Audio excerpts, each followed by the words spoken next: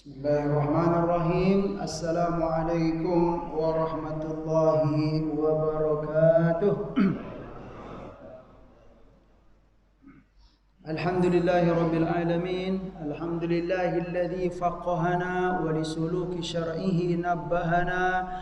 'Allamana subhanahu bil qalami fadlan wa mannan minhu ma lam na'lami. وخصنا بأفضل الأديان والسنة الغراء والقرآن وأشهد أن لا إله إلا الله وحده لا شريك له وأشهد أن سيدنا محمدا عبده ورسوله لا نبي بعد اللهم صل وسلم وبارك على نبينا محمد وعلى آله وصحبه أجمعين. أما بعد قال الله تعالى في القرآن الكريم أعوذ بالله من الشيطان الرجيم بسم الله الرحمن الرحيم يا أيها الذين آمنوا اتقوا الله حق تقاته ولا تموتن إلا وأنتم مسلمون. Bersyukur kehadiran Allah Subhanahu wa taala atas segala nikmat yang telah dikaruniakannya kepada kita, kepada kedua orang tua kita dan kepada seluruh hamba yang kita sayangi dalam hidup ini. Salawat dan salam semoga selalu disampaikan oleh Allah Subhanahu wa taala kepada baginda Nabi Muhammad sallallahu alaihi wasallam, yang salawat itu memang keluar dari lisan kita masing-masing. Dia tidak bisa diwakilkan.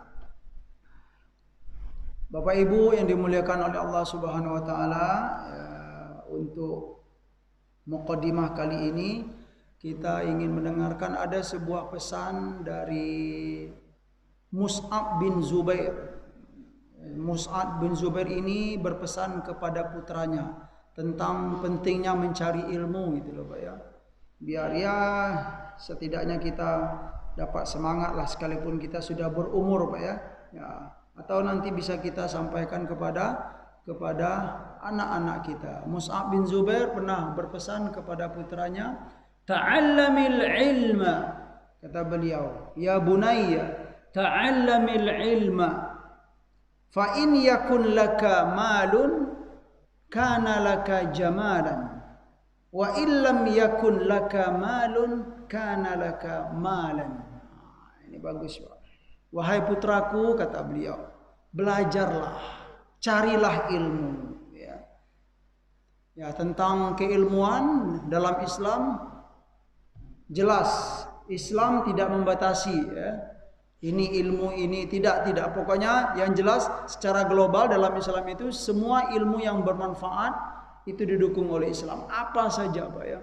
Tapi yang jelas dari sekian banyak ilmu tersebut yang paling mulia itu adalah ilmu mengenal Allah. Iya, mengenal Allah, kemudian ilmu yang dengan ilmu tersebut kita bisa mengetahui mana perintah-perintah Allah dan larangan-larangan Allah.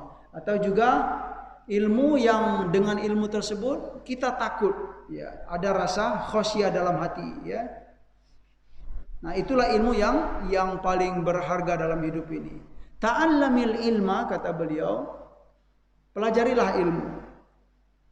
Fa in yakun laka malun kana laka jamalan. Wahai anakku, kamu harus belajar ilmu. Belajarlah ya.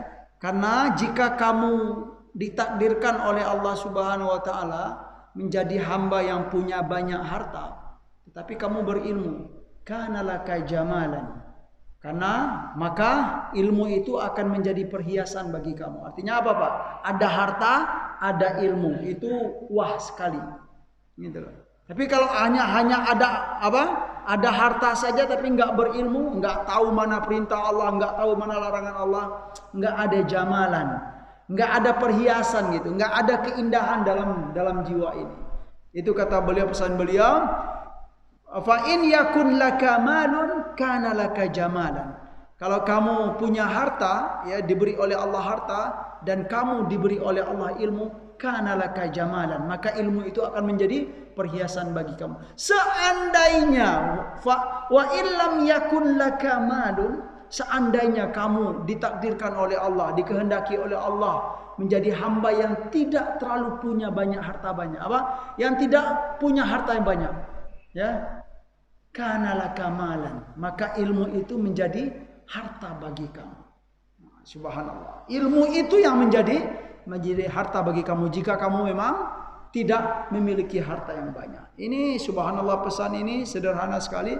Mungkin kalau di bahasa kitanya sudah ada gitu Pak, tapi saya menemukan riwayat ini teks aslinya gitu. Begitu pesan beliau gitu bahwa memang ilmu itu penting, kemudian kita dianjurkan untuk menuntut ya, dan kita dalam Islam diperintahkan untuk memuliakan ilmu ya, semangat mencari ilmu ya, dan orang-orang berilmu itu dia punya kedudukan khusus dalam pandangan Allah dan Rasulnya. Yang berilmu ini Bapak Ibu ya, ternyata dalam Islam bukan perkara gelar, tidak. Ya. Orang yang berilmu itu bukan perkara gelar, tidak, betul, ya. Bukan perkara sekolah tinggi, tidak, ya. Ya kalau memang perkara gelar berilmu dalam Islam itu ya bagaimana dengan orang-orang yang tidak taat kepada Allah ya, punya gelar banyak gitu kan, tetapi tidak beriman kepada Allah. Sungguh bukan begitu ya.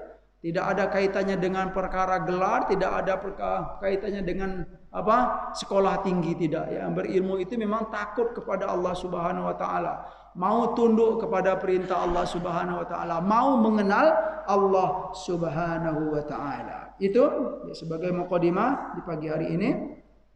Baik, kita melanjutkan hadis yang akan kita bacakan hari ini, yaitu an Abi Sufyan. Bismillahirrahmanirrahim. An Abi Sufyan Sakhar bin Harb ya, fi hadithihi at-tawil fi qissah Hiraqal ya. Qala Hiraqal, famada ya'murukum, yakni an-nabi sallallahu alaihi wasallam. Qala Abu Sufyan, qultu yaqulu u'budullaha wahdahu wa la tusyriku bihi syai'a watruku ma yaqulu aba'ukum wa ya'muruna bis-salati was-sidqi wal 'afaf was-sila ya, muttafaqun alaih. Di sini ya Imam Nawawi menyampaikan hadis dari Abu Sufyan, yang mana hadis ini min hadithihi at-tawil ya, kisah yang sangat panjang sekali, cuman Imam Nawawi menyimpulkan saja pesan tentang sifat jujur saja gitu kan. Hadisnya panjang sekali, yaitu ketika ketika Hiraqal, ada raja ya yang bernama Hiraqal ya, Hiraqal, yaitu raja Hiraqal ini berkata, famada ya'murukum ya, lalu nabi kalian itu memerintahkan kalian untuk apa? Ya, ketika beliau diperkenalkan tentang dakwah nabi ini, kemudian Abu Sufyan ditanya oleh Hiraqal ini gitu kan, nabi kalian itu memerintahkan kalian untuk apa? Kemudian Abu Sufyan menyampaikan kepada Hiraqal ini, yaqul, nabi kami itu berkata, berpesan kepada kami yang menjadi umat beliau ini, u'budullaha wa la tusyriku bihi syai'a ya, beribadalah kepada Allah Subhanahu wa taala wahdahu wa la tusyriku bihi syai'a, beribadalah hanya kepada Allah, wa la tusyriku bihi syai'a, dan jangan kalian menyekutukannya dengan sesuatu. Kemudian lanjut Abu Sufyan, nabi kami itu mengajak kami, memerintahkan kami, watruku ma yaqulu aba'ukum, dan tinggalkanlah apa-apa yang dikatakan, yang disampaikan oleh bapak-bapak kalian, nenek-nenek moyang kalian, atau kebiasaan-kebiasaan buruk yang dilakukan oleh nenek-nenek moyang kalian. Ya. Sekalipun itu kalian cinta dengan nenek moyang kalian, tetapi kalau perbuatan mereka itu tidak diridhoi oleh Allah Subhanahu wa taala, maka tinggalkanlah. Wa ya'muruna bis-sholati. Kemudian nabi kami ini memerintahkan kami untuk sholat. Nah, ini disampaikan kepada Hiraqal. Was-sidqi. Nah, ini dia. Kan bahasan kita masih masalah jujur Pak ya. Nabi kami itu memerintahkan untuk as-sidq ya, bersifat jujur atau bersikap jujur ya. Wal afaf, dan afaf. Ya, nanti kita terangkan sedikit. Kemudian wasilah. Wasilah itu apa Pak? Silaturahim. Nah, ini poin-poin penting yang disampaikan oleh Abu Sufyan kepada Hiraqal. Nah, itu dia. Lughatul hadis. Hiraqal bikasril ha wa fathir ra wa sukunil qaf. Ya, bacaannya dengan kasroh ha dan fathah ra dan sukun qaf. Hiraqal, ya, Hiraqal gitu Pak ya. Hiraqal itu siapa? Huwa Malikur Rum. Ya, Malikur Rum wa laqabuhu Qaisar. Jadi dalam di dunia dahulu gitu Pak ya, ada dua kekuatan ya Pak. Kalau di baratnya kekuatan Roma, kalau di timurnya Persia. Iya, Masya Allah. Kalau bahasa Arabnya Roma itu Rum, kalau Persia itu Furs. Nah, kemudian kalau raja di Roma, raja yang menguasai Roma, kekuatan Roma itu walaqabuhu Qaisar Pak ya. Kaisar kalau bahasa Arabnya, kalau bahasa kitanya kaisar, disebut dengan kaisar. Gelar mereka itu kaisar. Kalau yang Roma, kalau kekuatan Roma, kekuatan Barat. Kalau kekuatan dari Persia, rajanya itu digelar dengan apa Pak? Kalau gitu, Kisra. Nah, ya, dalam bahasa Arab Kisra, kaf, sin, ro dan hamzah begitu loh. Nah, itu dia Kisra. Jadi gelar raja kalau Roma, Rumnya Kaisar. Kalau Persianya, kalau Fursnya adalah Kisra. Hiraqal ini huwa Malikur Rum, dia seorang kaisar. Wa kana dzalika lamma kutiba ilaihi kataba ilaihi sallallahu alaihi wasallam yad'uhu lil islami ya. Kemudian dan pada waktu itu Rasulullah menulis kepada dia untuk menulis surat kepada Hiraqal ini. Yad'uhu lil Islam, ya, Nabi mengajak dia untuk masuk Islam, ya. Kapan itu terjadi? Tahun sanah sittin minal hijrah, tahun ke-6 dari hijrah, yaitu ba'da sulhil Hudaybiyah, ya, setelah perdamaian Hudaybiyah. Itu maknanya Hiraqal. Al-afaf, ya, Nabi kita, ya, sebaiknya kita sambung saja. Yang pertama, bahwa Nabi memerintahkan kami untuk beribadah kepada Allah wahdahu. Ini kalimat wahdahu ini penting Bapak Ibu. Beribadah kepada Allah wahdahu, hanya kepada Allah Subhanahu wa taala. Karena ini memang menjadi kelebihan dalam agama Islam, hanya beribadah kepada Allah, hanya menyembah Allah Subhanahu wa taala. Terkadang kalau kita bertanya kepada agama-agama lain, kalian itu menyembah Allah enggak? Mereka mengatakan, ya kami menyembah Allah. Tetapi perlu menjadi catatan, ada yang lain. Nah, itu dia. Agama yang lain ya biasanya selain Islam gitu ya, ada yang lain. Makanya wahdahu itulah kelebihan dari Islam ya. Menyembah Tuhan itu hanya Allah Subhanahu wa taala. Wala tusyriku bihi syai'a. Jangan sekutukan Allah dengan yang lain. Ini perkara beribadah ini ya, Pak ya. Ya, agama lain biasa kalau ditanya, kalian menyembah Tuhan enggak? Iya, kami menyembah Tuhan. Tetapi kalimat wahdahu itu hanya dimiliki oleh Islam, dalam Islam. Wala tusyriku bihi syai'a. Ya, jangan kalian menyekutukan Allah dengan yang lain. Watruku ma yaqulu abaukum, dan tinggalkanlah ya apa-apa yang dikatakan oleh nenek moyang kalian ya. Ya, fitnah, kemudian kebiasaan berbohong, tinggalkan itu semua. Ya, dalam penjelasannya juga disebutkan kebiasaan dari nenek-nenek moyang mereka itu apa? Ya, sebelum Islam ya menyembah patung ya, ya'budunal asnam. Ya, kalimat ini ada dalam Al-Qur'an ya. Ya, ya'budunal asnam. Bahkan ketika Nabi Ibrahim berkata kepada kaumnya, "Madza ta'budun?" gitu kan. Apa yang kalian sembah? Apa yang kalian Kalian beribadah kepada siapa? Ya. Apa yang kalian sembah? Na'budul asnam. Qalu na'budul asnam. Ya, kami menyembah patung. Itu memang sudah permanen, ada dalam sejarah. Kata Nabi, pesan Nabi kami, tinggalkan semua kebiasaan-kebiasaan yang buruk yang tidak diridhoi oleh Allah itu, sekalipun itu menjadi kebiasaan nenek moyang kalian. Wa ya'muruna bis-shalah. Dan Nabi kami itu memerintahkan untuk sholat. Kami ada sholat dalam Islam. Itu pesan yang disampaikan kepada Hiraqal. Wasidiq. Ya, sidiq itu apa? Jujur.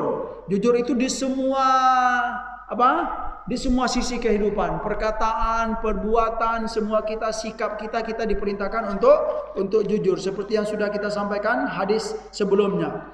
Ya, ada hamba yang apa? Yang jujur dan sering jujur. Ya, sehingga dia dicatat di sisi Allah menjadi orang yang jujur. Ya, karena terlalu sering jujur dicatat di sisi Allah jujur sekali. Bahkan manusia pun nggak percaya kalau suatu hari dia berbuat bohong. Saking kebanyak jujur itu siddiqan. Sebaliknya orang yang suka berdusta, bohong, ya. Karena banyak bohong dicatat di sisi Allah sebagai pembohong, banyak bohong. Bahkan jika dia berbuat benar sekalipun, manusia menjadi heran. Ini mungkin nggak dia ini jujur gitu. Jangan salahkan manusia karena itu memang sudah sunnatullah. Kalau orang yang jujur itu dicatat di sisi Allah menjadi orang yang jujur, ya, dan dia akan punya nama baik dalam masyarakat, dalam kehidupannya. Suka bohong dicatat di sisi Allah suka bohong. Suatu hari dia berbuat jujur, manusia di sekitarnya menjadi heran. Dia jujur gitu kan. Jangan salahkan manusia karena itu memang sudah menjadi sunnatullah. Jadi jujur itu termasuk pesan Rasulullah SAW. Wal afaf, ini dia kalimat al afaf. Al afaf itu adalah al kaf anil maharim wa khawarimil muru'ah. Al kafu berhenti, stop, anil maharimi dari segala sesuatu yang diharamkan oleh Allah, itu al afaf. Ya Pak ya, afaf. Ya, dalam doa Allahumma inna nas'aluka. Gimana Ustaz? Yang itunya Allahumma inna nas'alukal Allahumma inna nas'alukal al-ghina itu loh. Iya, apa Ustaz? Al-afaf wal ghina, subhanallah. Nanti datang itu. Subhanallah, sering kita baca dalam sholat ya. Allahumma inna nas'alukal al-huda wat tuqa wal afafa wal ghina. Ini yang maksud saya Ustaz. Allahumma inna nas'alukal huda wat tuqa wal afafa wal ghina. Iya. Itu doa Nabi yang dianjurkan oleh Nabi sallallahu alaihi wasallam. Allahumma inna nas'alukal huda wat tuqa, ya Allah, kami bermohon kepada Engkau untuk memberi kami al huda wat tuqa, hidayah dan takwa dalam hati ini. Wal afafa wal ghina, ya. Afaf itu apa?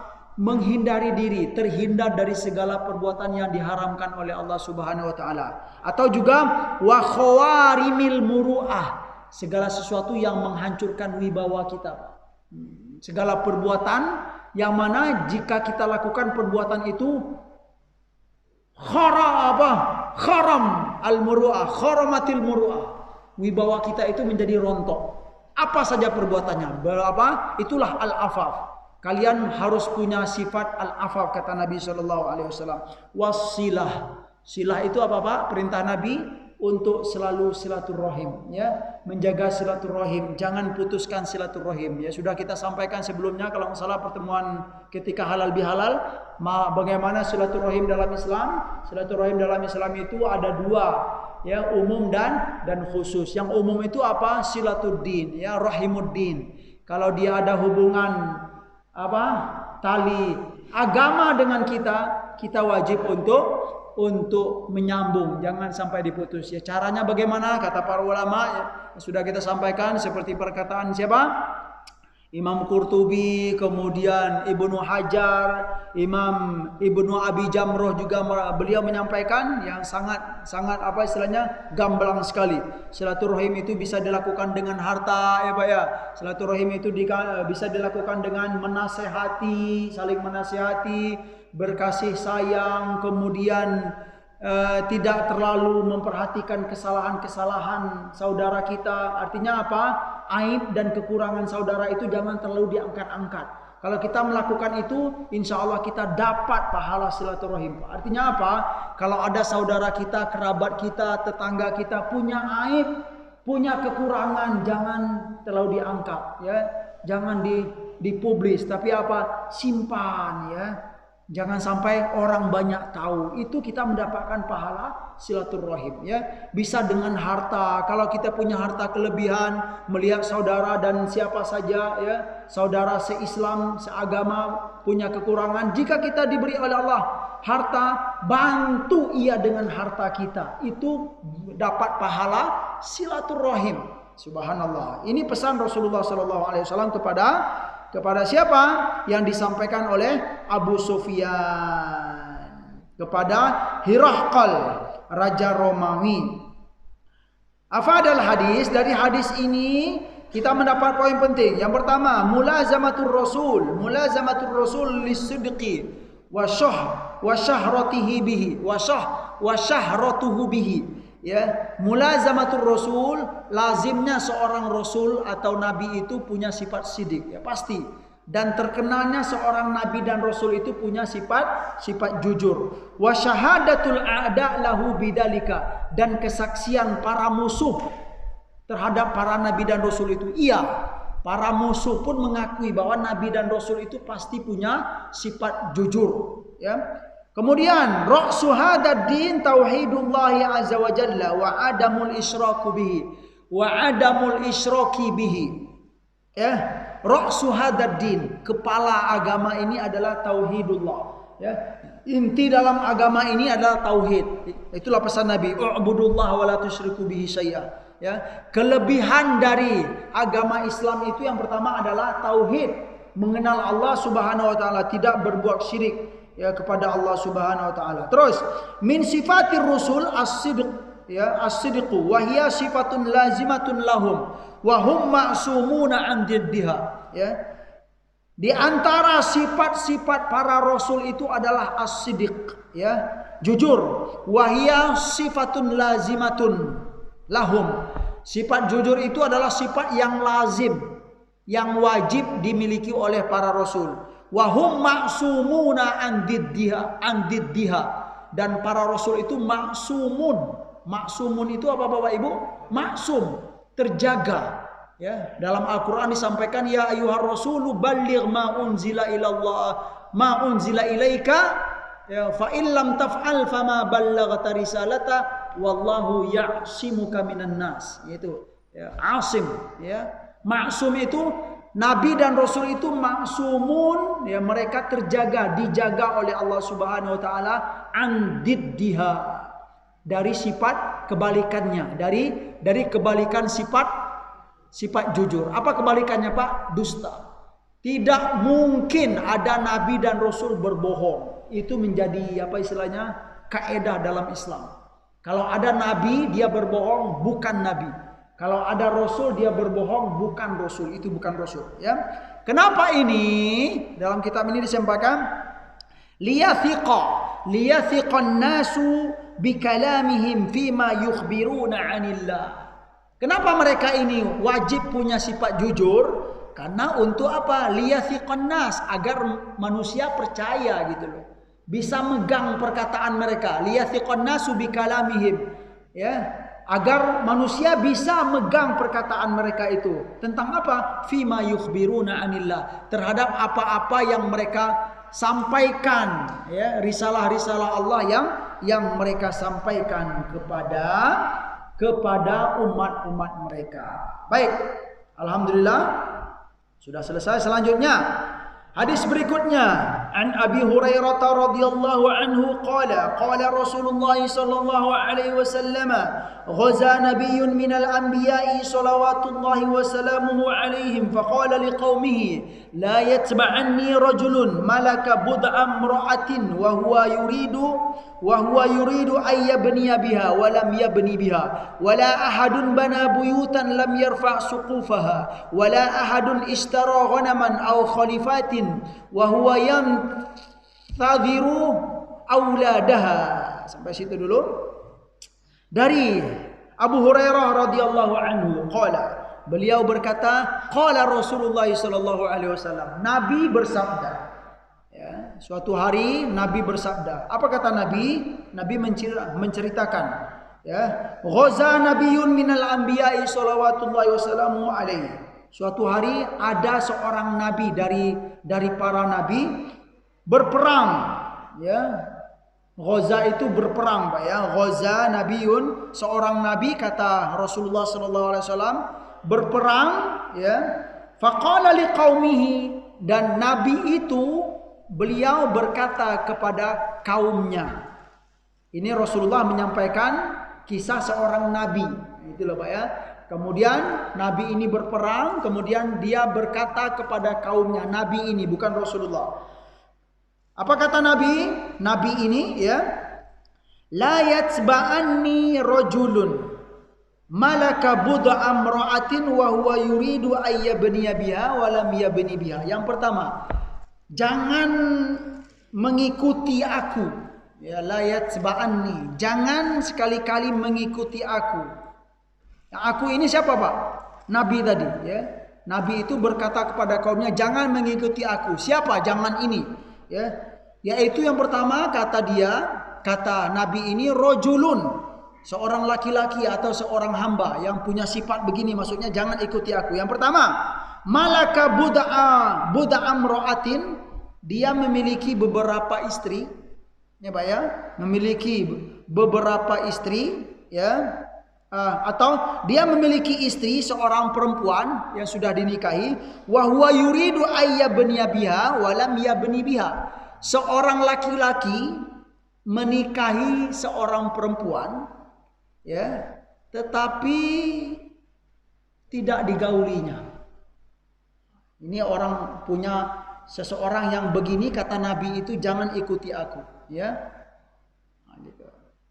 Kira-kira bisa dipahami, Pak? Menikah perempuan, setelah menikah itu tapi enggak digauli.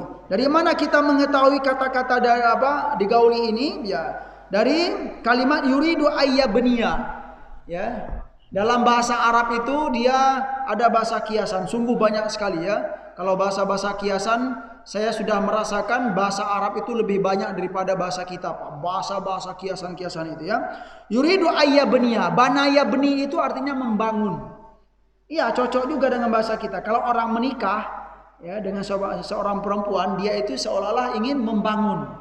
Kira-kira membangun apa ini, Pak?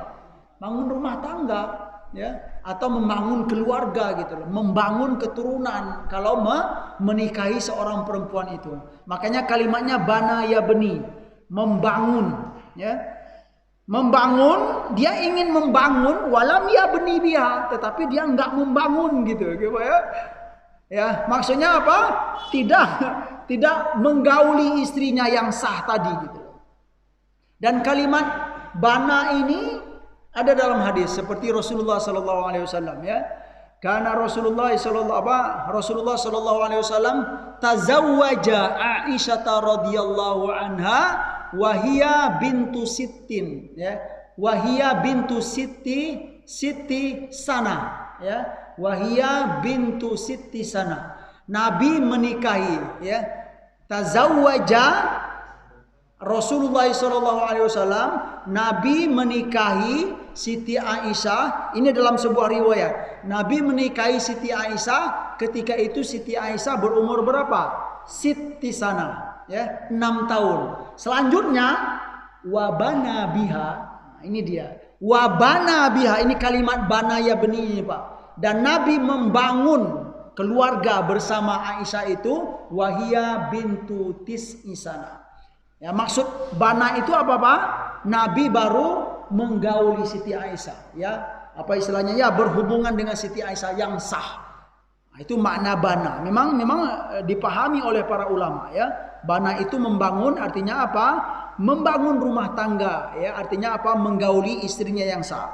Yang pertama, kata Nabi ini, ya, jangan mengikuti aku. Seorang laki-laki punya istri menikahi seorang perempuan tetapi tidak digaulinya. Yang kedua, wala ahadun bana buyutan lam yarfa suqufaha. Yang kedua, seorang yang membangun rumah tetapi setelah dibangun, bangun pondasi, bangun dinding, tetapi apa, Pak? Setelah bangun dinding tinggal satu lagi, Pak, apa? Atapnya. Lam yarfa suqufaha. Dia tidak membangun atap, bangun rumah sungguh-sungguh, pondasi, dinding semuanya, pintu apa semua, tetapi ditinggalkannya atap gitu loh. Ini menarik ya, bahkan para ulama ada yang mengomentari ini cerdasnya Imam Nawawi. Beliau memasukkan hadis ini kepada tentang as-siddiq. Ya, siddiq itu apa? Kesungguhan, ya, bukan hanya jujur saja, apa Pak? Tekad yang tinggi gitu loh. Ya, orang yang menikahi perempuan kemudian tidak menggaulinya, kira-kira punya tekad nggak dia itu? Ngapain aja gitu loh Pak ya. Kemudian orang yang membangun sebuah rumah, tetapi setelah hampir selesai tinggal atapnya, dibiarinnya saja. Kira-kira punya sikap siddiq nggak ini kira? Ya tanggung kamu gitu kan? Artinya apa? Nggak punya kesungguhan. Dan itu dikaitkan dengan apa? Dengan hadis tentang barang siapa yang memohon kepada Allah kemarin dulu Pak ya.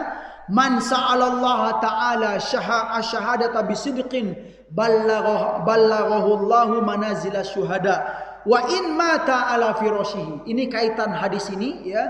Barang siapa yang meminta berdoa kepada Allah untuk apa Pak? Asy-syahadah, mati syahid, tetapi mintanya apa? Bisidqin. Sungguh-sungguh ya Allah, dengan kejujuran gitu Pak ya.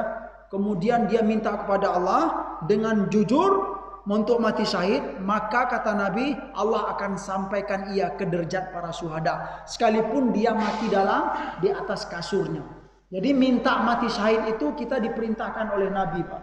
Minta kepada Allah mati syahid dengan jujur ya. Nanti terserah Allah gitu kan. Insya Allah ya, jika memang kita ditakdirkan meninggal di medan perang, berarti itulah ya mati syahid yang sebenarnya. Tetapi kalaupun tidak meninggal di medan perang, tetapi kita sudah minta kepada Allah, sekalipun kita meninggal di atas kasur, insya Allah kita mendapatkan derajat syuhada ya, diberikan oleh Allah Subhanahu wa taala. Yang kedua apa?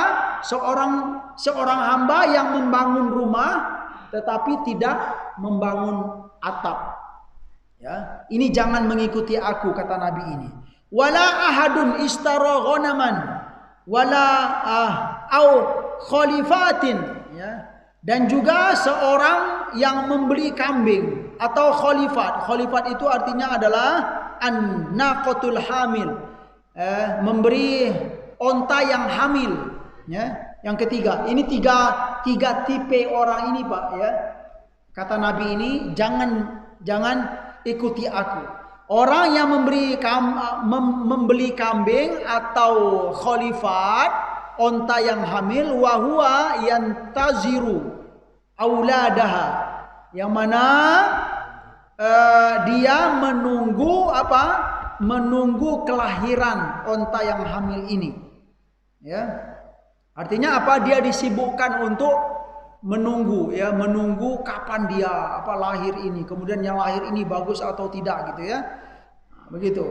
Tiga tipe ini jangan ikuti aku. Terus faghaza, lalu Nabi itu dia berperang, fadana minal qaryah. Lalu setelah dia berperang, lalu dia mendekati sebuah kampung ya. Salatal asri au qariban min dalika. Ya, dia mendekati sebuah kampung, kemudian ketika sholat asar atau yang dekat darinya. Kemudian faqala li syamsi, lalu Nabi ini berkata kepada matahari. Ini Bapak Ibu, hadis ini menyampaikan sebuah kisah yang mana kisah itu termasuk kisah yang apa istilahnya ya? Ya, kisah yang terjadi sebelum Islam. Gitu dia. Tapi ini hadisnya betul gitu. Apa istilahnya? Artinya apa? Sekalipun itu rasanya tidak mungkin terjadi gitu Pak ya, tetapi di masa yang lalu ya, di masa umat-umat sebelum dahulu itu terjadi dengan kehendak Allah Subhanahu wa taala. Lalu Nabi ini berkata kepada matahari. Ya, Nabi ini berkata kepada matahari, apa kata dia? Innaki ma'muratun wa ana ma'murun. Allahumma bisha alaina fahubisat hatta fatahallahu alaihi. Nabi ini berkata kepada matahari, wahai matahari, ya Pak ya, wahai matahari, sesungguhnya kamu itu makmuratun. Makmuratun itu diperintahkan oleh Allah. Artinya apa? Tunduk kepada Allah, berjalan di peredaran kamu. Wa ana ma'murun, dan aku, kata Nabi ini, juga diperintahkan oleh Allah sesuai dengan apa? Ya, dengan perintah-perintah Allah tersebut, ya, untuk taat, untuk berjuang di jalan Allah dan lain-lain. Kemudian Nabi ini berdoa, Allahumma hbisha, ya, alaina, ya Allah, tahanlah matahari ini dari kami. Artinya apa? Ini dia, Nabi ini, karena dia ketika mau mendekati sebuah kampung tadi, kemudian mau masuk waktu asar, kemudian karena apa istilahnya, waktu asar itu kan berjalan, Pak, apa istilahnya, sudah dekat sekali dengan maghrib. Jadi Nabi ini dia memohon kepada Allah, ya Allah, tolong tahan dulu matahari ini. Ya, Nabi ini berdoa kepada Allah tahan matahari, karena memang matahari itu kan dia apa sesuai dengan perintah Allah, Pak, berjalan beredarnya. Enggak, yang setahu kita matahari itu tidak akan pernah berhenti gitu kan. Tetapi dalam hadis ini dikatakan Nabi ini berdoa, ya Allah, tahan matahari ini. Agar apa? Maksudnya apa? Agar sholat asar ini tidak kami lewatkan. Itu artinya yang diminta oleh Nabi ini, agar kami tidak terlewatkan sholat asar. Artinya apa? Karena berhentinya matahari ini dengan doa Nabi ini, bertahanlah ia sebentar ya Allah, gitu kan. Akhirnya apa? Waktu asar itu lebih panjang karena dia tidak bergerak, karena matahari itu tidak bergerak. Ini maksudnya di sini. Artinya apa? Nabi ini dia bermohon kepada Allah Subhanahu wa taala. Fahu bisa, dengan izin Allah dikabulkan oleh Allah. Iya, berhenti matahari itu, Pak. Wah, ini hebat. Ya, Nabi. Betulkah kisah ini? Kita harus yakin gitu loh, karena Nabi kita menyampaikan, ya. Boleh jadi apa, bisa kita katakan ini termasuk kisah-kisah yang gaib, ya, zaman dahulu, yang tidak tidak bisa dijangkau oleh akal kita, tetapi ini Nabi kita mengetahui. Rasulullah Shallallahu Alaihi Wasallam, seorang Nabi berdoa, ya Allah, tahan matahari ini dahulu. Agar apa? Agar waktu sholat asar kami lebih panjang. Fahu bisat, ya, lalu dikabulkan oleh Allah, ditahan oleh Allah Subhanahu wa taala, diperintahkan oleh Allah bertahan, ya, hatta fatahallahu alaihi. Fajama'al ghanaim, kemudian, ya, setelah waktu sholat asar itu panjang sudah, kemudian fajama'al ghanaim. Setelah berperang itu Nabi ini dia mengumpulkan apa? Mengumpulkan ghanaim, harta rampasan perang. Faja'at, ya, setelah dia kumpulkan harta rampasan perang ini, faja'at, ya, lalu datanglah, yakni an-nar. Setelah dia kumpulkan harta rampasan perang ini, lalu datang api. Litakulaha falam tat'amha. Lalu api ini ingin ingin memakan, melahap semua rampasan perang. Falam tat'amha. Tetapi si api tidak memakan harta rampasan perang ini, tidak melahap harta ini, gitu ya. Faqala, lalu Nabi ini berkata, inna fikum ghululan, wahai kaumku sekalian, sesungguhnya di antara kalian itu ada yang ghulul. Ghulul itu maknanya di sini adalah al-khiyanah fil ghanimah. Artinya apa? Di antara kalian ini ada orang yang berkhianat dalam perkara harta rampasan perang. Artinya apa? Ada orang yang mengambil harta rampasan perang sebelum dibagi. Nah, ini kata Nabi ini. Maksudnya, inna fikum ghululan falyubayyi'ni min kulli qabilatin rajulun. Ya, dari itu kata Nabi ini, aku minta setiap kabilah di antara kalian itu berjanji setia kepadaku. Ya, disampaikan di sebagian riwayat kenapa setiap kabilah itu satu orang saja, gitu ya, kata Nabi ini, aku minta setiap kabilah di antara kalian itu untuk mewakili satu orang saja, ya, satu orang setiap kabilah datang ke sini untuk berbaiat, ya, untuk berjanji kepadaku, ya. Kenapa? Karena kabilah yang ada itu disampaikan di sebagian riwayat sampai 70.000. Jadi nggak mungkinlah sekabilah itu datang, gitu kan. Kemudian dikali 70.000. Makanya diminta saja berapa? satu orang setiap kabilah. Falaziqat yadu rajulin biyadihi faqala fikumul ghulul. Lalu bergabunglah ini untuk berjanji setia itu Pak ya. Laziqat itu melekat ya, setiap tangan wakil kabilah dengan yang lain. Artinya begini, fikumul ghulul ya, di antara kalian ada orang yang berkhianat mengambil harta ghanimah ini sebelum dibagi. Fal tubayyi'ni qabilatuka. Lalu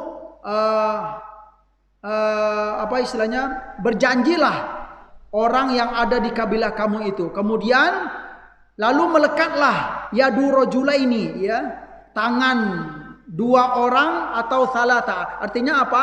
Dari satu tangan, kemudian dua tangan, kemudian tiga tangan bergabung untuk berjanji setia. Faqala fikumul ghulul. Ya. Di antara kalian ada yang berkhianat dalam perkara ghanimah ini. Faja'u, kemudian mereka datang bi ra'si mithli ra'si baqaratin minad dhahab. Lalu mereka datang dengan sepotong kepala. Ini memang agak aneh Pak ya, subhanallah. Sepotong kepala yang mana kepala itu mirip dengan kepala sapi dari emas. Nah, ini apa Pak? Gambarannya bahwa apa? Ini mungkin gambaran apa ya? Gambaran ghanimah tersebut. Datanglah di antara mereka membawa sepotong kepala sapi dari emas. Gitu loh Pak.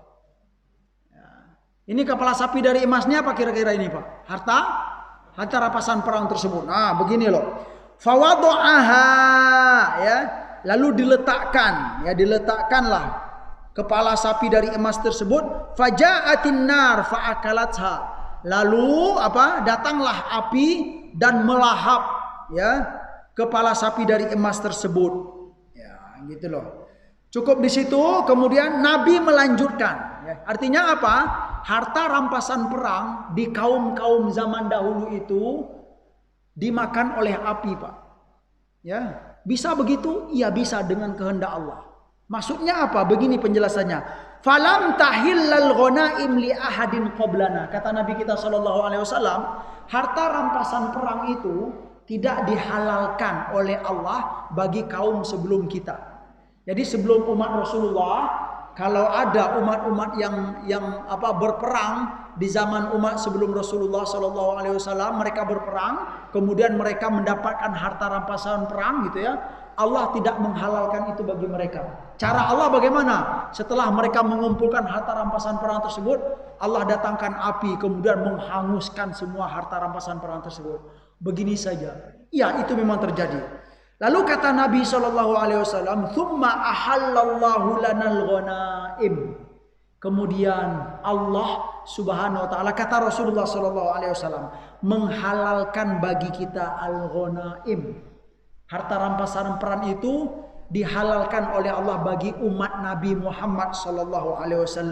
Lamma ra'a dha'fana wa ajzana, ya, yaitu ketika Allah melihat kelemahan kita, gitu kata Nabi SAW, fa ahallaha lana, lalu Allah menghalalkan harta rampasan perang itu kepada kita, ya, kepada Nabi Muhammad dan umat-umatnya sallallahu alaihi wasallam.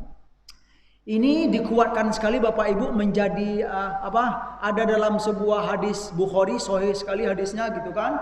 Hadis bahwa di antara keistimewaan Nabi kita Muhammad sallallahu alaihi wasallam, ya. Nabi itu di antaranya apa? Dihalalkan harta rampasan perang. Yang mana harta rampasan perang ini tidak dihalalkan bagi umat sebelum Nabi Muhammad sallallahu alaihi wasallam. Ya, kita teringat ada sebuah hadis qala Rasulullah sallallahu alaihi wasallam, ini ada di Bukhari, ya. Apa kata Nabi SAW? U'titu, ya, khamsan lam yu'tahunna ahadun minal anbiya'i qabli. Apa kata Nabi SAW? Aku diberi 5 perkara, yang mana 5 perkara ini tidak diberikan oleh Allah Subhanahu wa taala kepada nabi-nabi sebelum aku. Nah, gitu loh. Keistimewaan Nabi dan umat Nabi SAW. Yang pertama apa kata Nabi? Ru'ibtu, ya, ru'ibtu bin nasri masirota syahr. Ya, yang pertama, Nabi itu punya kelebihan Allah memberikan rasa takut kepada musuh, ya, musuh Nabi SAW. Kalau berperang, Allah sudah memberikan rasa takut ke dalam hati musuh, yang mana rasa takut itu diberikan oleh Allah Subhanahu Wa Taala. Jaraknya apa Pak? Sebulan perjalanan, ya. Artinya apa? Perang. Artinya apa? Gimana Pak ya? Jadi perang misalnya sebulan lagi perjalanan gitu. Artinya masih jauh perjalanan, apa? Masih jauh perang itu terjadi. Kira-kira sebulan perjalanan itu rasa takut sudah diberikan oleh Allah kepada hati musuh. Itulah kelebihan Nabi Muhammad SAW. Yang kedua, wa ju'ilat liyal ardu masjidan wa tahura. Ini kelebihan Nabi Muhammad SAW dan untuk umatnya. Ya, Allah telah menjadikan bumi ini masjid wa tahura dan suci. Ya. Terus kata Nabi, fa ayyuma rajulin min ummati adrakat hussalah fasolli. Ya. Karena Allah telah menjadikan bagiku dan umatku bumi ini, ya, masjid atau suci untuk sholat, makanya kata Nabi, fa ayyuma rajulin min ummati adrakat hussalatu falyusolli. Maka siapa saja dari umatku, kalau dia sudah masuk waktu sholat dimanapun ia berada, maka falyusolli, maka sholat saja. Maksudnya apa? Sholat di mana saja. Itu, ya. Kenapa kata Nabi? Karena Allah telah menjadikan apa, bumi ini masjid, tempat sujud dan suci untuk beribadah kepada Allah Subhanahu Wa Taala. Beda dengan umat-umat yang lain. Kalau umat-umat selain umat Rasulullah, mereka beribadah harus di mana? Di tempat khusus. Harus di tempat khusus. Mereka nggak bisa beribadah di manapun saja. Kalau kita subhanallah sholat di mana Pak? Silakan Pak. Sholat di jalan, ya, kecuali tempat-tempat yang kotor, kita tidak makruh hukumnya, ya, terlarang hukumnya untuk sholat di tempat sampah, ya, di kamar mandi tidak boleh. Tetapi dimanapun tempat yang bumi, ya, itu dihalalkan untuk sholat. Yang ketiga, wa uhillat liyal ghanaim. Nah, dihalalkan bagiku kata Nabi SAW al ghanaim. Ghanaim itu apa? Jamak dari ghanimah, Pak. Jamak ghanimah, ghanaim, harta rampasan perang itu halal bagiku. Yang mana untuk umat sebelumku tidak dihalalkan oleh Allah Subhanahu Wa Taala. Ini hadisnya, Pak, ya. Buktinya kalau mereka sudah mendapatkan harta rampasan perang, Allah kirim api dan melahap itu semua. Mereka tidak dapat apa-apa. Yang keempat, wa kullu nabiyyin, ya, wa kullu nabiyyin yub'atsu, ya, yub'atsu ila qaumihi khassah, ya, wa bu'itsu ilan nasi kafatan. Ini yang keempat. Kata Nabi SAW, ini kelebihan beliau. Setiap nabi sebelumku, beliau itu diutus hanya untuk kaumnya saja. Tetapi aku, kata Nabi SAW, diutus untuk manusia semuanya. Nabi Isa itu hanya diutus hanya untuk kaum Nasrani. Ya, Pak. Nabi Musa itu hanya diutus untuk kaum Yahudi, contohnya begitu. Dan lain-lain, hanya khusus untuk kaumnya. Nabi Muhammad SAW untuk semua manusia. Nabi Muhammad itu dipersembahkan oleh Allah untuk semua manusia, untuk kaum Nasrani, ya Pak, ya, untuk kaum Yahudi. Risalah Nabi Muhammad itu harus disampaikan. Begitu kelebihan Rasulullah SAW. Yang kelima, wa u'titus syafa'ata. Di akhirat nanti aku diberikan oleh Allah Subhanahu Wa Taala, aku diizinkan oleh Allah Subhanahu Wa Taala untuk memberi syafaat. Ya, kepada orang yang, ya, kalau di dunia ini bagi hamba-hamba yang rajin bersalawat kepada Nabi, kemudian hamba-hamba yang rajin dan semangat untuk menghidupkan sunnah-sunnah Nabi Sallallahu Alaihi Wasallam. Sudah, alhamdulillah. Wah, ini hadisnya memang agak itu juga, Pak, ya, agak berat. Tapi kira-kira bisa dipahami nggak? Apa, Pak? Apa makna-makna poin-poin penting yang dalam hadis yang kedua ini, Pak? Kira-kira ada poin yang didapatkan, Pak, ya.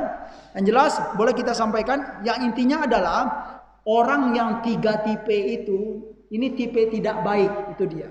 Kenapa? Karena dia tidak punya sifat jujur pada dirinya. Tidak punya sifat jujur itu juga bermakna kesungguhan.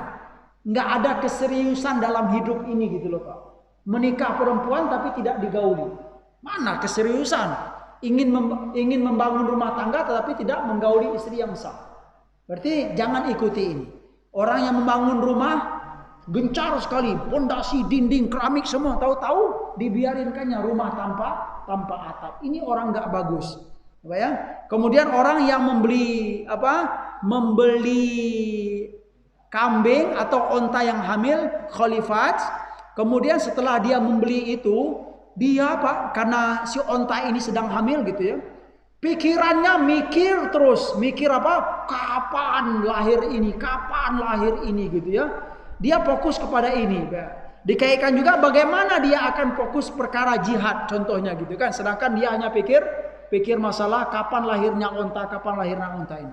Dan menurutnya penjelasan, onta yang hamil itu termasuk salah satu harta yang paling berharga di bangsa Arab.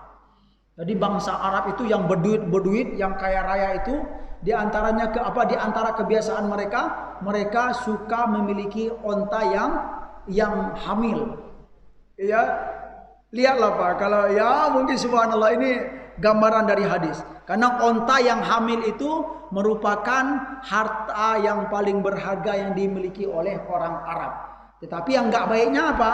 Dia menunggu itu. Karena fokus mikir kapan onta ini lahir, kemudian warna onta yang lahir itu apa gitu. Tentu akan menjauhkan dia untuk semangat dalam berjihad fisabilillah. Mungkin itu cukup di sini dulu. Sebenarnya di bab jujur ini satu hadis lagi ya. Insyaallah di pertemuan yang akan datang, selesai satu hadis ini, alhamdulillah selesai kita bab sidik. Setelah itu kita melanjutkan bab muraqabah.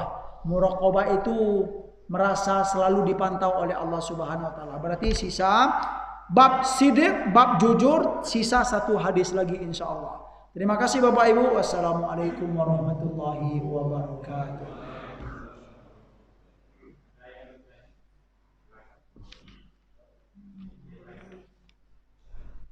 Assalamualaikum warahmatullahi wabarakatuh. Waalaikumsalam warahmatullahi wabarakatuh. Ustaz, tadi kan sering disinggung ghanimah antara pasar perang. Apakah memang dalam situasi peperangan ada persyaratan setiap prajurit itu membawa harta untuk nanti bakal diperebutkan semacam kompetisi? Oh jadi prajurit yang mau perang membawa harta gitu?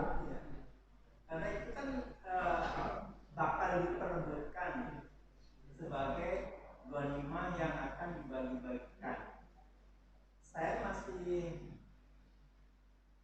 belum dapat gambaran apakah si prajurit ini disyaratkan dalam berperang itu membawa harta. Nah, masya Allah bagus.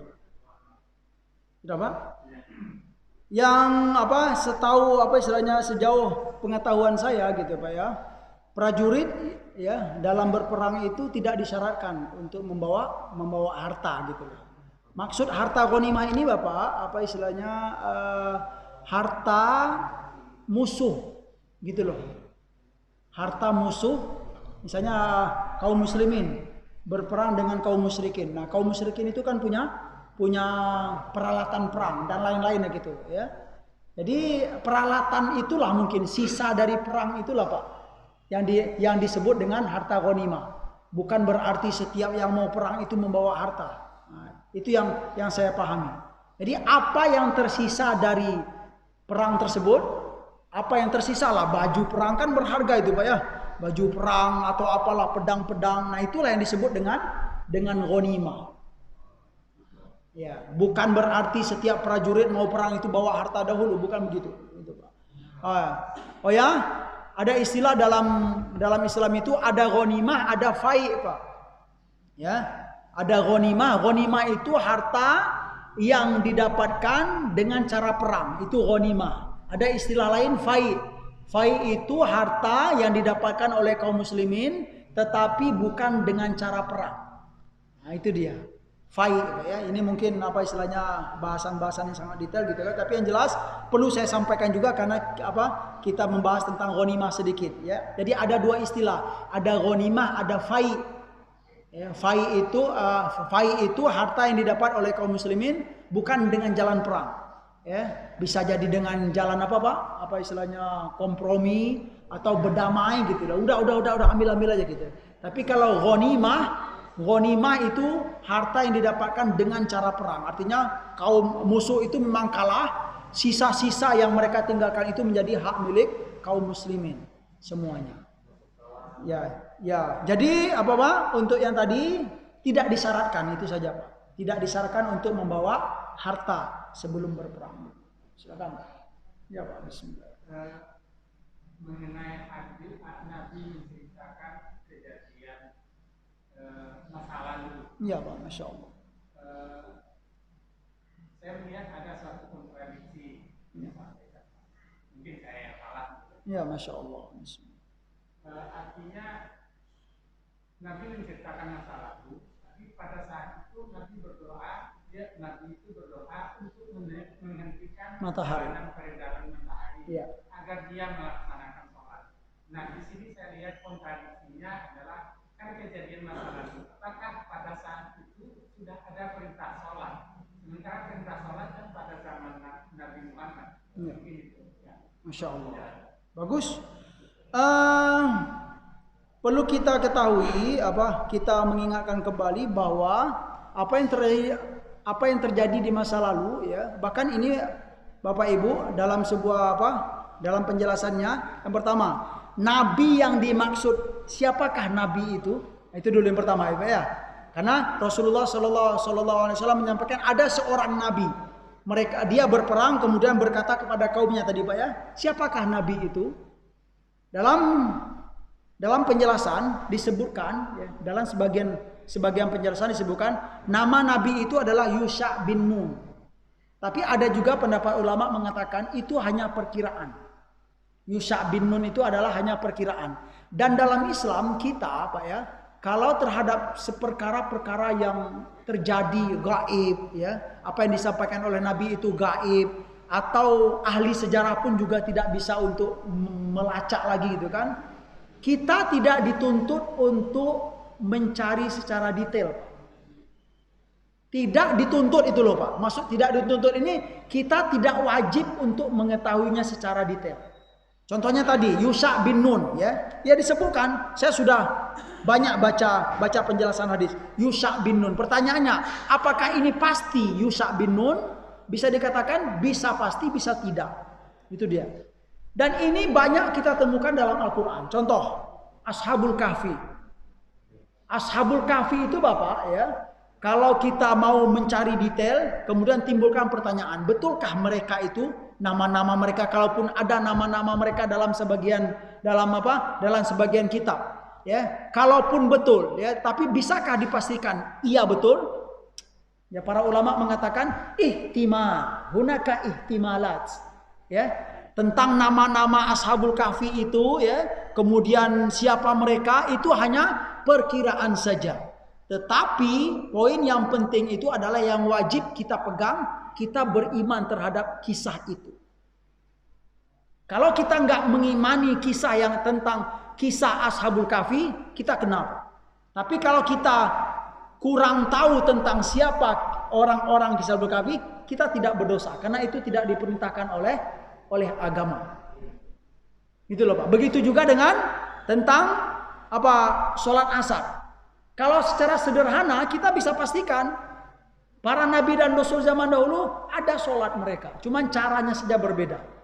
Itu loh Pak. Likullin ja'alna minkum syir'ata wa minhaja, kata Allah. Setiap nabi itu telah kami jadikan mereka itu punya syariat masing-masing dan tata cara beribadah masing-masing. Artinya apa? Tidak sama dengan cara beribadah yang diperintahkan oleh Allah kepada Nabi kita Muhammad SAW. Tetapi beribadah itu ada, solat itu ada. Nabi-nabi sebelum Nabi Muhammad SAW. Kenapa ini disebut dengan solatul asar misalnya kan? Ya, boleh jadi solat asar mereka zaman dahulu tidak sama dengan kita. Tapi yang jelas solatul asar itu saya bisa memahami juga ya sholat yang dilakukan di waktu asar, bukan sholat asar seperti kita 4 rakaat. Artinya apa? Asar itu yaitu sebelum maghrib. Nah, itu dia. Sholat dilakukan sebelum maghrib, sekalipun bukan 4 rakaat. Gitu loh Pak. Jadi insya Allah tidak ada apa istilahnya, tidak ada kontradiksi. Ya. Oh ya Ustaz. Ya. Boleh tidak kalau itu termasuk cerita Israel Ya. benar? Oh ya, Masya Allah Ustaz. Iya betul. Sikap kita sebagai kaum muslimin umat Rasulullah SAW terhadap kisah-kisah yang terjadi zaman dahulu, kalau kisah itu dikuatkan oleh Al-Quran, kita harus ikuti. Kalau kisah itu tidak dikuatkan oleh Al-Quran dan hadis, ya boleh ikuti, boleh tidak. Nah, itu apa sikap yang disampaikan oleh para ulama kepada kita, Pak. Contoh tadi apa? Kisah Ashabul Kahfi, ya kan? Detailnya kita nggak tahu loh Pak. Ashabul Kahfi itu detailnya. Ada yang mengatakan Ashabul Kahfi itu di Jordan. Ya, memang selama ini ya gua Al-Kahfi itu berada di Jordan. Turis-turis banyak datang ke Jordan sekarang. Tapi ada yang mengatakan Ashabul Kahfi itu terjadi di Turki sekarang, Pak. Daerah Turki. Kira-kira perbedaan ini bisa nggak kita terima? Bisa, boleh-boleh saja gitu. Karena memang jauh sekali masanya Pak. Perbedaan ini bukan menjadi sesuatu, jangan sampai dengan perbedaan ini kisah Ashabul Kahfi itu dibilang nggak ada, nggak bisa. Itu dia Pak. Boleh, bisa boleh saja bisa kita terima bahwa Ashabul Kahfi itu bisa terjadi di Jordan, boleh jadi juga di Turki sekarang. Karena kalau kita lihat di peta, Jordan dan Turki itu nggak jauh beda. Nah itu dia, zaman sekarang. Jadi jika ada kisah-kisah itu dikuatkan oleh Al-Quran dan hadis, kita wajib mengikuti. Kalau dia tidak dikuatkan dalam Al-Quran dan hadis, boleh percaya, boleh tidak, gitu saja Pak. Tapi yang jelas, ya sebaiknya kita memang harus mengikuti apa yang dikuatkan oleh Al-Quran dan hadis. Satu lagi saya kuatkan, dalam surat Al-Baqarah ya tentang Nabi Ibrahim itu loh. Au kalladhi marra ala qaryatin wa hiya khawiyatun ala urushiha qala anna yuhyi hadhihi Allahu ba'da mautiha fa amatahu Allahu mi'ata amin thumma ba'atha qala kam labitha qala labithu yawman aw ba'da yawmin itu loh Pak ya. Qala bal labitha mi'ata amin fanzur ila himarika. Itu ya kisah dalam surat Al-Baqarah. Au kalladhi marra ala qaryatin wa hiya khawiyatun ala urushiha, atau seperti seseorang yang lewat di sebuah perkampungan yang mana kampung itu sudah kosong. Lalu seseorang ini berkata, qala anna yuhyi hadhihi Allahu ba'da mautiha. Bagaimana mungkin Allah akan menghidupkan ini setelah dia mati gitu. Orang ini siapa Pak? Coba Pak. Bisa jadi Uzair, bisa jadi tidak. Itu loh Pak. Ya, tafsirnya gitu loh. Jadi artinya apa? Seorang hamba yang mengatakan bagaimana mungkin Allah menghidupkan ini setelah dia mati gitu kan. Seseorang ini siapa gitu loh.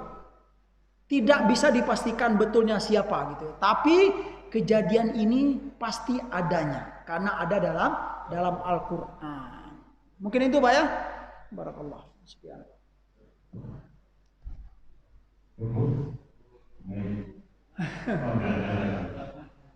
Subhanallah. Waalaikumsalam warahmatullahi wabarakatuh. Iya, Masya Allah. Ya, Masya Allah.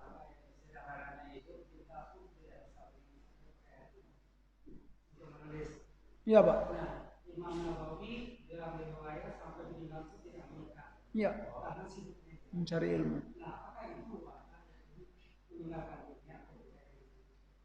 Gimana Pak terakhir tadi? Oh iya, dalam Islam apakah begitu cara mencari ilmu sampai meninggalkan dunia gitu Pak? Iya. Dunia. Iya betul. Masya Allah, ya sangat menarik sekali.